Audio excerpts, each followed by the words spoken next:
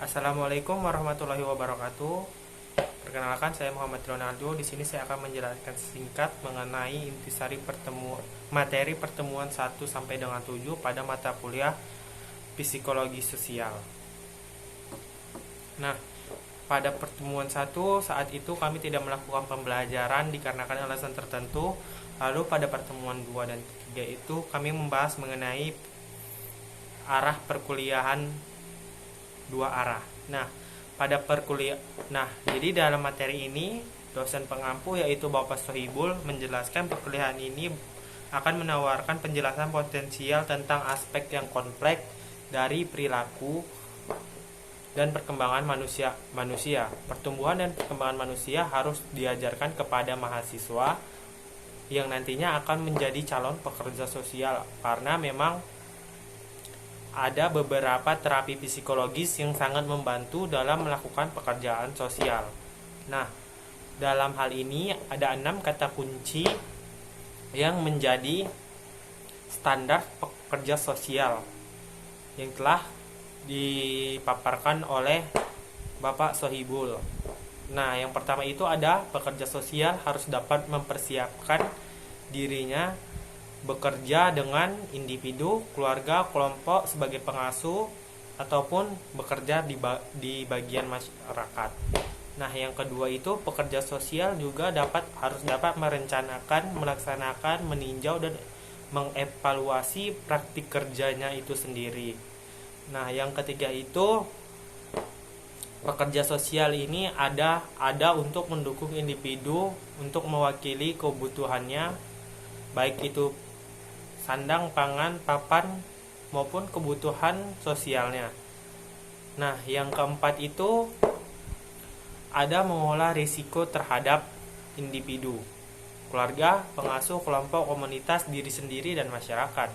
Nah, yang kelima itu pekerja sosial harus dapat mengelola dan bertanggung jawab dengan pengawasan dan dukungan untuk praktik pekerja sosial dalam organisasi. Nah, lalu yang keenam itu pekerja sosial harus mendemokrasikan ilmu-ilmu yang telah didapatkan selama pembelajaran untuk keperluan masyarakat atau membantu masyarakat dalam masalahnya. Selanjutnya pada pertemuan keempat, di sini kami membahas mengenai penerapan psikologi dalam praktek pekerja sosial. Semua perspektif psikologi yang telah diperkenalkan sebelumnya dapat diterapkan pada praktik sehari-hari seorang pekerja sosial. Sejumlah terapi psikologis yang dikenal masing-masing memiliki potensi yang berbeda-beda dalam meningkatkan praktik pekerja sosial. Selain itu juga jika terapi itu digabungkan, maka akan menawarkan potensi yang cukup efektif dalam membantu klien dan berbagai kebutuhan klien.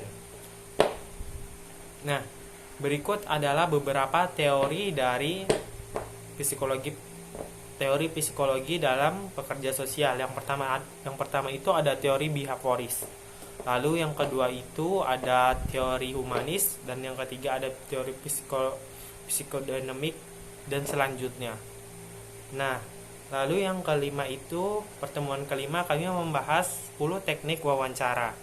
Nah, pada pertemuan 5 ini ada 10 teknik wawancara dalam pekerja sosial. Yang pertama itu ada eksplorator. Di sini saya akan menjelaskan sedikit mengenai teknik eksplorator, yaitu berarti menggali lebih dalam permasalahan klien agar pekerja sosial tahu apa yang dapat membantu klien tersebut.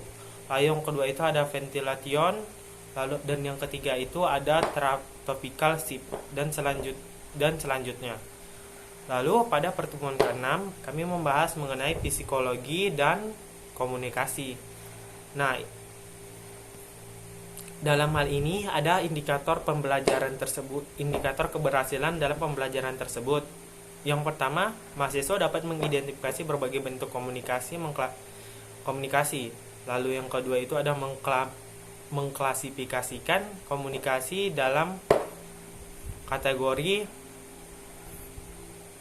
komunikasi verbal maupun nonverbal.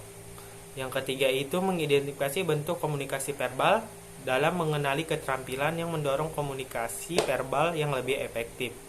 Yang keenam itu mengidentifikasi bentuk komunikasi nonverbal dan mengenali keterampilan yang mendorong komunikasi nonverbal lebih efektif.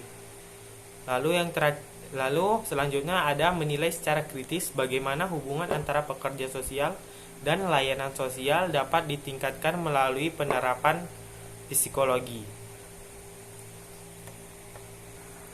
Nah, selanjutnya pada pertemuan ke-7 kami membahas mengenai sikap dan kepercayaan.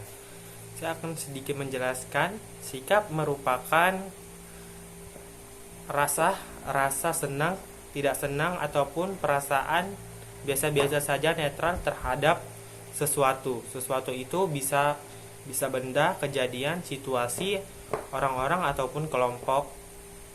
Suka atau tidak suka yang muncul karena adanya objek tertentu. Sedangkan kepercayaan menurut Maharani 2010 adalah keyakinan satu pihak pada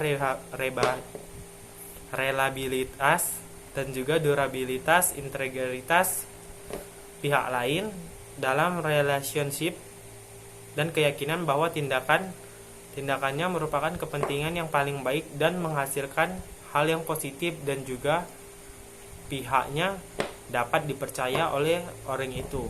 Nah, sekian dari presentasi saya untuk menjelaskan intisari dari pertemuan 1-7.